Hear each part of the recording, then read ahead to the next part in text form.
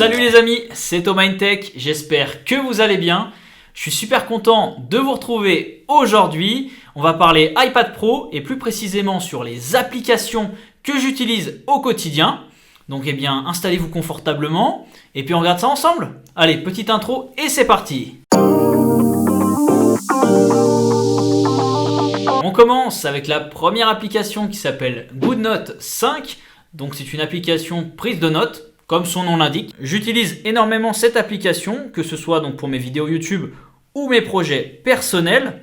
Alors avec GoodNote 5, vous pouvez faire plein de choses, notamment donc prendre des notes, faire des croquis ou des dessins si vous êtes un artiste, annoter et modifier des fichiers. Ça c'est plutôt intéressant si vous souhaitez modifier des fichiers PDF. Ça c'est une option qui est plutôt cool. Vous avez accès également à plusieurs modèles de feuilles pour personnaliser vos blocs-notes. Donc ça c'est plutôt intéressant. À l'accueil de l'application, vous pouvez donc retrouver toutes vos notes assez facilement et bien rangées dans des dossiers. Alors ce qui est intéressant avec GoodNote, c'est que vous n'avez plus de feuilles qui traînent. C'est vrai que constamment, on a envie de noter des choses au quotidien. Vous ouvrez GoodNote, vous prenez des notes tranquillement et plus de feuilles volantes. C'est terminé ces conneries. Et ça, c'est vraiment sympa. Alors l'application n'est pas gratuite malheureusement, mais elle n'est pas très chère pour une application aussi complète que GoodNote. Donc elle est à 8,99 €. Une fois que vous l'avez acheté, vous pouvez l'utiliser sur votre Mac, sur votre iPhone ou sur votre iPad. Donc franchement, pour le prix, ça reste super sympa.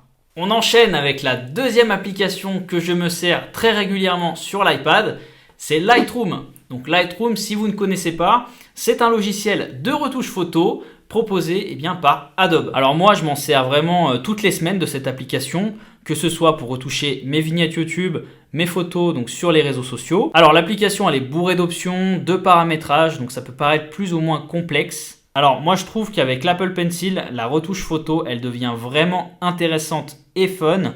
Pour avoir l'application sur mon Mac, je peux vous dire que je préfère nettement l'utilisation de tablette. Pour moi, cette application, elle est indispensable dans mon travail au quotidien. Enfin, pour utiliser donc l'application Lightroom, vous devrez souscrire à un abonnement de la suite Adobe. Donc, je vous mets les liens dans la description et puis à vous de voir. Mais si ça vous intéresse, je pourrais tester éventuellement de nouvelles applications donc de retouche photo qui sont gratuites sur l'App Store. Donc n'hésitez pas à me le dire en commentaire. Troisième application que je me sers énormément au quotidien sur l'iPad. Alors là, on n'est vraiment pas sur de la productivité, on est sur de la chillance totale. Alors moi, j'adore vraiment consommer du contenu sur les différentes plateformes de streaming. Donc que ce soit sur Netflix, que ce soit sur Disney+, ou même Apple TV. Et franchement, avec l'iPad, c'est un pur régal de regarder du contenu. Alors l'avantage de regarder du contenu sur tablette, honnêtement, c'est la légèreté du produit. Moi, par exemple, je regarde mes séries dans le lit le soir et avec une tablette, c'est vraiment pratique. La définition de l'image, elle est incroyable. Vous pouvez même bénéficier de l'audio spatial sur certains films ou séries. Alors, ces trois plateformes sont disponibles gratuitement sur l'App Store. Donc ça, c'est cool. Cependant, vous le savez, il faut souscrire à un abonnement pour les différentes plateformes. Alors c'est vrai que si on commence à s'abonner à Netflix, à Disney, à Apple TV, ça commence à faire cher tous les mois et ça, je le comprends totalement. Alors je vous conseille de vous organiser avec votre famille en souscrivant donc aux différentes plateformes, mais en partageant les coûts. Comme ça vous permet de profiter d'un large choix de contenu à moindre coût. Vous le savez, pour ceux qui suivent la chaîne, je suis un fada de musique. Moi, j'écoute énormément de musique au quotidien.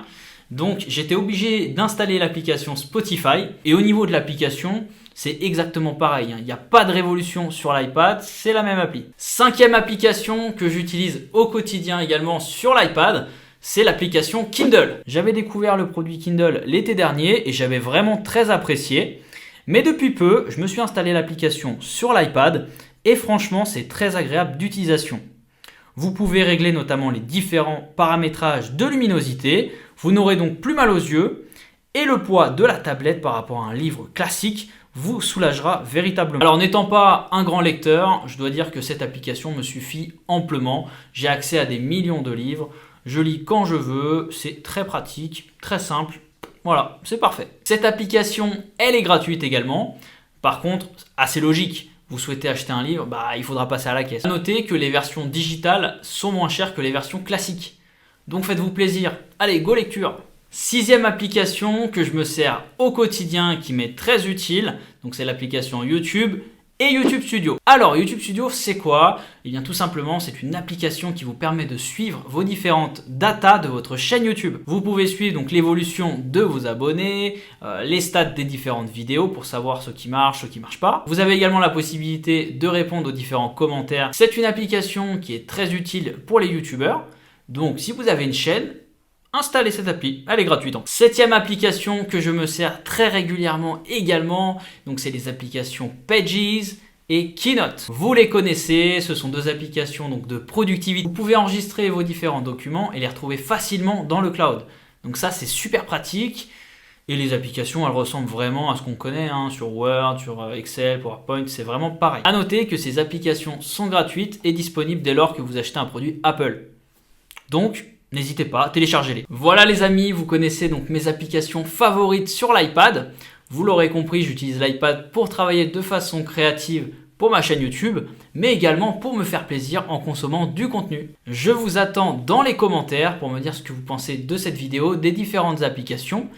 Est-ce que vous utilisez? Voilà, ça m'intéresse. J'espère que cette vidéo vous aura plu. Si c'est le cas, n'hésitez pas à lâcher un gros pouce bleu pour soutenir la chaîne et à vous abonner si ce n'est pas déjà fait.